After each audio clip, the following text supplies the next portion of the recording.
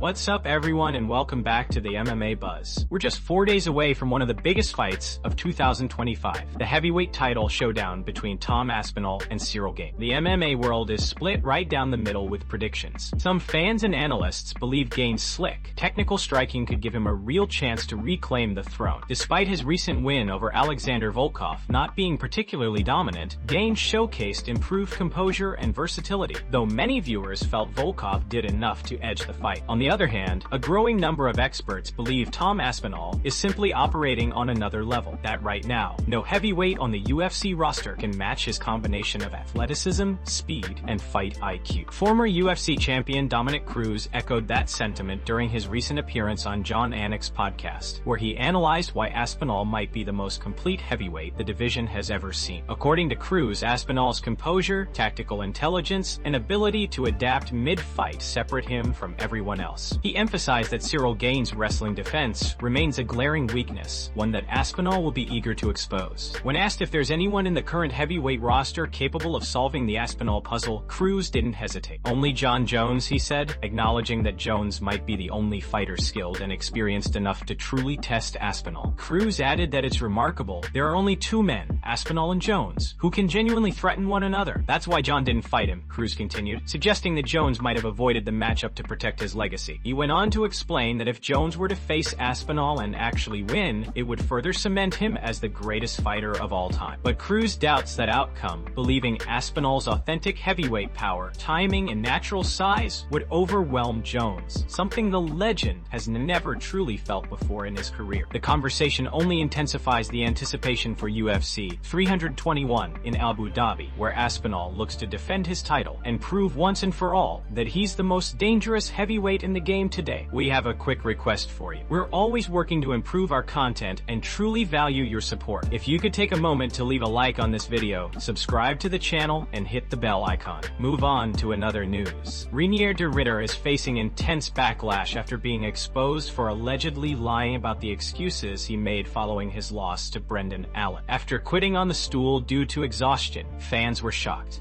It was a completely uncharacteristic performance from someone known for composure, durability, and elite grappling. But what truly sparked controversy was what came next. Following the fight, De Ridder took to social media claiming he had been battling a virus and several injuries during training camp. Initially, fans were sympathetic as he clearly didn't look like himself inside the octagon. However, that changed after Paul Felder dropped a bombshell on a recent episode of the Bisping and Felder podcast at DEs. According to Felder, during the pre-fight fighter meetings, where athletes discussed their camps, health, and mindset with the commentary team, De Ridder showed no signs of illness or injury. He was completely fine, Felder said. No mention of being sick or hurt. He looked healthy and ready to go. That revelation instantly flipped public opinion. What once seemed like an unfortunate night turned into a controversy, with many fans accusing De Ridder of making excuses to protect his image after quitting mid-fight. Felder elaborated, explaining that if De Ridder truly had a virus, it would have been irresponsible to sit right next to the commentary team and shake hands with everyone, including his wife, who accompanied him. He had a bad night in the office. That's it, Felder said. He got bested, and it happens. Felder still showed respect for the Dutch fighter, praising his work ethic and toughness throughout the year. The guy fought 4 times in 1 year against top-tier competition, he said. 2 main events went deep into 5 rounds. This one almost did too, so take a break, recover, and come back stronger. He ended his comments with a blunt but valuable reminder. No matter how good you are, if you gas out, you're done. It doesn't matter how skilled you are. Cardio will make or break you. So next time, don't skip that cardio. Move on to another news. Brendan Schaub isn't holding back on Tom Aspinal ahead of his massive title defense against Ciryl Gane, claiming the British champion must finish Gane in under 2 minutes to silence his critics. Schaub argued that to truly prove himself as the rightful heavyweight king, Aspinal needs to do it faster and more impressively than Jon Jones, who submitted Gane in under 2 minutes back in 2023. According to Schaub, the stakes aren't just about retaining the title. They're about dominance and legacy. Tom can't just win. He has to destroy him, Schaub said. He's heavily favored, but that's not enough. Fans are comparing him to Jon Jones, and this is the one opponent they both share. If Tom wants to separate himself, he has to finish Gane quicker than Jones did. Aspinal, however, remains composed and confident. While giving Gane respect for his striking and movement, he's made it clear that he believes he'll come out on top. Ciryl can drag me into deep waters, he admitted, but I'm ready for everything. I'm I'm confident he'll get the job done. Interestingly, Aspinal has hinted at a possible move to boxing in the future, though he insists it's not his current focus. I never think too far ahead, he said. Maybe one day I'll try boxing if I clear out the whole division. I've got some boxing experience, but I'm not pretending to be a world-class boxer. If the opportunity comes, I'll take it. For now, all eyes are on UFC 320, where Aspinal will look to make a statement and remind the world why he's the best heavyweight on the planet. As Schaub summed up, Tom not only has to beat Cyril Gane, he has to do it faster, cleaner, and more impressively than Jon Jones. That's the pressure he's dealing with? It sucks, but that's the price of greatness. The MMA community is buzzing. Can Gane finally capture gold, or will Tom Aspinall continue his reign of dominance? Fans won't have to wait long to find out. Move on to another news. Dana White has weighed in on the recent flare-up between Khamzat Chimaev and Pereira, a feud that quickly escalated from online jabs to a personal confrontation. It all started when Yan made comments suggesting he doesn't see Chimaev as a real Russian. Chimaev fired back, mocking Yan's Chinese-sounding last name, which only added fuel to the fire. According to Yan's manager, the two had an intense face-to-face exchange that crossed the line, though he later clarified their next meeting will likely end with a handshake to put the drama to rest. The situation isn't ideal for the UFC, especially with Chimaev currently holding the middleweight title and Yan preparing for a bantamweight title rematch in 2 months. Dana White expressed frustration over the clash, but admitted he wasn't surprised given Chimaev's unpredictable and fiery temperament. The Chechen-born star has been involved in several altercations throughout his career, making these flare-ups almost expected. What makes this feud particularly surprising is the history between the two fighters. Chimaev and Yan previously trained together and were known to share a friendly rapport. Their sudden fallout has left fans and insiders alike puzzled. Yan is set to face Dvalishvili on December 6 in a rematch few fans demanded, considering their first encounter ended in complete domination by Merab. Still, with Merab having cleared out most of the division, the UFC had little choice but to run it back. When asked about the altercation, Dana White shrugged it off with his usual bluntness. "You never know what to expect from that guy," White said. "It is what it is. We're in the fight business, and these things happen. It just blows my mind sometimes." While tensions appear to be cooling, fans are now watching closely to see if Chimaev and Yan will actually bury the hatchet, or if this rivalry will continue to simmer behind the scenes. Move on to another news. Israel Adesanya is once again in the spotlight, this time not for a fight, but for a controversial video that sparked major backlash across the MMA community. The former UFC middleweight champion posted an Instagram story attempting to make a joke about political commentator Charlie Kirk, but the clip quickly backfired. In the video, Adesanya asked, "Wanna hear a black joke?" before pouring himself a shot of alcohol. Holding up the glass, which featured a bullet encased in the middle, he called it the Kirk shot. Adesanya then added, "You know why? Because it's black," before telling viewers to figure it out, and referencing names like Dave Chappelle and Oprah. The vague and dark nature of the joke confused many viewers and offended others. The post was swiftly removed, but not before social media erupted with criticism. Fans and fellow MMA followers accused Adesanya of being insensitive and cringeworthy, with many suggesting the fighter's humor had crossed a line. One fan wrote, "This is the same guy who was up till 1 a.m. arguing with fans online the night before his fight. Disgusting behavior." Another commented, "I've been an Izzy fan since day one, but this isn't something to laugh about.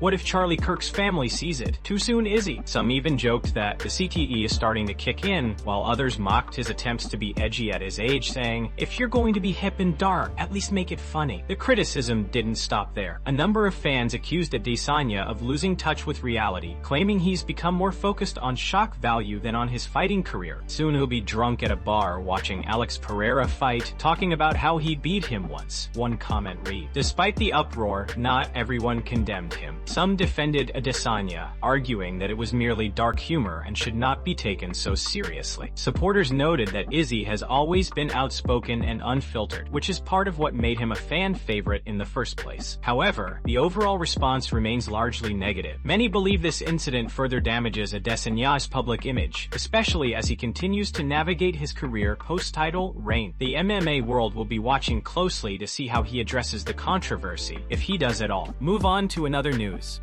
Alex Pereira's coach, Mauricio Ruffi, has finally revealed the truth behind Pereira's physical struggles during his first fight with Magomedov. For months, fans speculated that Pereira entered the bout with an undisclosed injury or illness, as his movement seemed limited. Now, it has been confirmed that Pereira fought through a serious condition, a cracked shin. In a recent interview, Ruffy disclosed that Pereira's leg was in far worse shape than anyone realized. "Now that everything's over, I can say it," Ruffy said. He was fighting with a cracked shin in the first fight. His shin was so injured he could barely walk. He lost, but he still went out there and fought. Then he came back in the rematch and showed his level. The revelation shocked many fans, especially considering that Pereira threw 55 leg kicks during that fight, landing 48 of them. Out of his 78 significant strikes, nearly 2/3 were leg kicks, making it hard to believe he was dealing with a severe shin injury. Initially, fans assumed his issue was with his upper body, but Ruffy's statement confirms the damage was below the knee. Adding to that, Pereira himself later admitted he was not only injured, but also sick during the first fight. According to him, he was performing at just 40% of his full capacity due to illness and the cracked shin. Despite these setbacks, he still managed to put on a competitive performance. The rematch told a completely different story.